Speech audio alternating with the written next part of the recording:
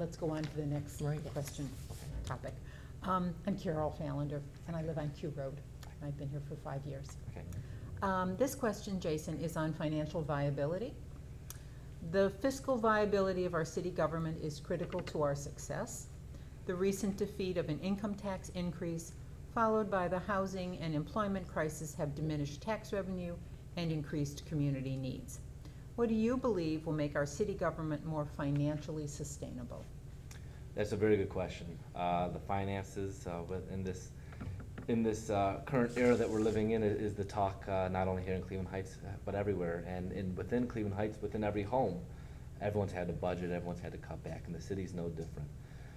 The question is how are we going to make it through? But specifically, what I am going to bring to council is how is it going to be better when things get better? Because I do believe that things will get better, just naturally. But they can be so much better if we prepare for the future.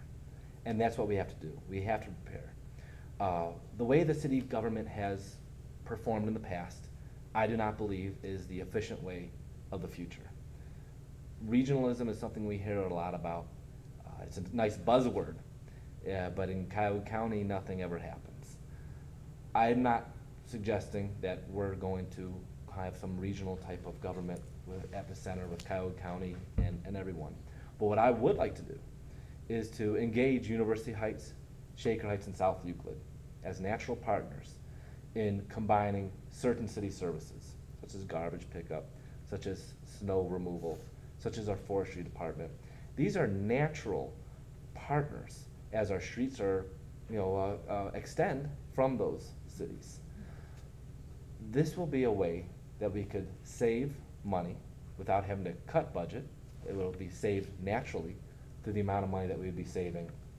And at the same time, we'll be able to maintain our excellent city services. We will not have to cut corners when it comes to our city services, which is very important because, as was already brought up, the streets have become a problem in Cleveland Heights. There's no question. Some streets are worse than others, but those streets that are really not doing well it's embarrassing. It's embarrassing to be running for city council and to have to knock on doors and then tell me, you see my street? You see these potholes? It's embarrassing. The city must provide these type of basics, and the streets not having potholes, and that just should be a given. That's what we pay taxes for. We have to have good streets. You have to be able to get to and from your house without having to worry about your tire breaking.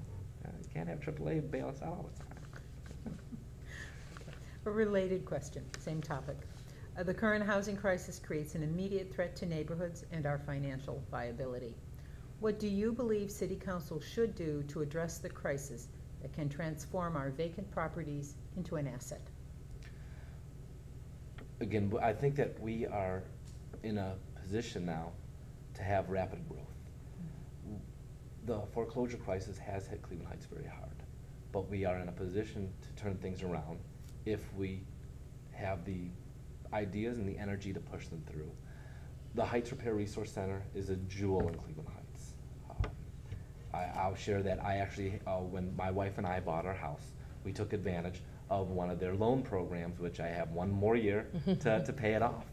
And without them, there's no way I would have been able to do that work because it was expensive. It was something that I, as a middle class family man with children, would not have been able to afford on my own. And to take out credit card, to put on credit card would have been unreasonable and would have been a bad choice. The Heights Repair Resource Center made it possible for me to upgrade my house to get it was actually a furnace system. I took the old original from 1930 and replaced it with an energy efficient one. So again, this is something that Heights Repair Resource Center is a gem. They're a jewel here in Cleveland Heights, and they have great ideas for making the city better, and specifically in the idea of houses. They work to repair certain houses, and they've already done it. They were very successful. They just had somebody buy one from University Heights, so we have a University Heights are moving here, which we're not trying to take away from University Heights. University Heights is a great city too, but I am glad they're coming here to be good neighbors here in Cleveland Heights. And I think that this type of nonprofit organization is really what we have to do. We have to support them and work with them to get through our housing crisis. With their help, we can reach a lot more people than just the city doing it on their own. Because of people like me, that I bought a house that was in pretty bad shape, and I was able to fix it up with their loans and using their resources too. They have a tool loan center, which is something that I don't know if any other city in the entire region has that. You know, you can actually borrow, you know, power tools and all these great tools that cost a lot if you go to Home Depot. You can afford it, and you can borrow it, and they'll teach you how to use it, and they'll give classes. You know, if you want to learn about, you know, electrical or plumbing, things like. Outstanding, and this is exactly the type of nonprofit that we should be working with as a city. We should take full advantage of them in a good way, and continue that process. Work with them to expand the programs because they have great ideas. We can help them to try to look for other grants that might be available. We should be working with them to try to get donations, whether it's, you know, I wouldn't even know exactly, but putting on a city-sponsored fundraiser for them, or just having the city as a partner in a fundraiser. Those type of things are very easy to do. They don't cost anything. It's just people power. And again, you here around the table, step it up. This is people power here. You're taking this and you're making it what you want. And that's what we need to do here in Cleveland Heights. We need to take this crisis that we're in and really flip it around. And we can, with bringing in businesses to the commercial areas that are hurting, working on getting those small businesses in there, filling it up, get walkability there, attracting professionals, attracting former Heights students. We can turn this thing around quickly. There's no reason why we can't, because it's a great time to buy. It's a buyer's market. Okay, thank you.